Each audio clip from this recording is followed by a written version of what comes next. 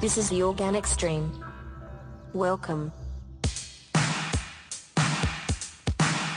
you look at the history of civilization, there is a direct relationship between the decline of soil quality and the decline of those civilizations. All these things came from the earth. They need to go back to the earth. Not just keeping this stuff out of the landfill, but making a product. And that's the attitude you have to take. Every single day, somebody knocks on your door and says, "Can I have your waste, please?" All the resources that went into producing, processing, packaging,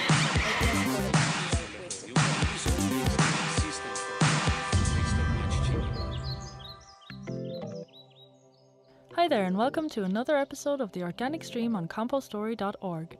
I'm your host Eleen Murphy, and today is part one of a two-part special on the soil, its role as a basis of human economy, and how we can change our practices to protect and manage our soil sustainably.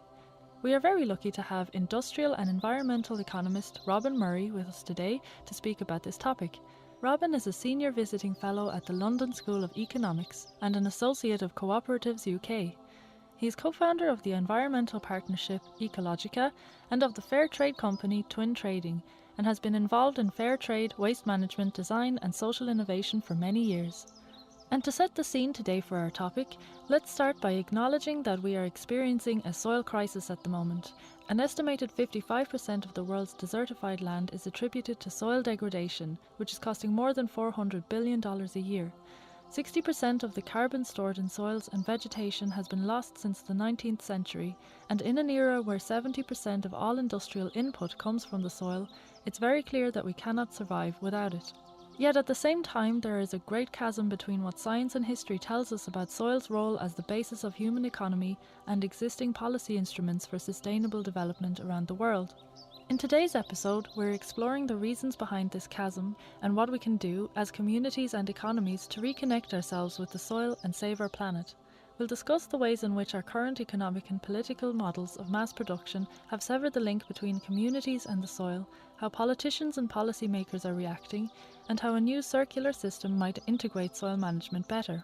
In part 2, we'll continue on this topic and focus on the opportunities we have for changing our system, the role of education in this change, and the roadblocks we might face along the way. Now, before we start, I'd like to thank YLAD Living Soils for making this episode possible. YLAD Living Soils is an Australian-owned company formed to supply sustainable, biological, organic and humus compost fertility products and programs that support the natural balance of the physical, chemical and biological aspects of the soil, lessening the reliance on conventional chemical fertilizer inputs. For more information, check out their website at www.ylad, that's YLAD, livingsoils.com.au. And now let's go to the interview. That was a sample of the Organic Stream episode by compoststory.org. To listen to the full episode for free on our website, click on the link in the description below.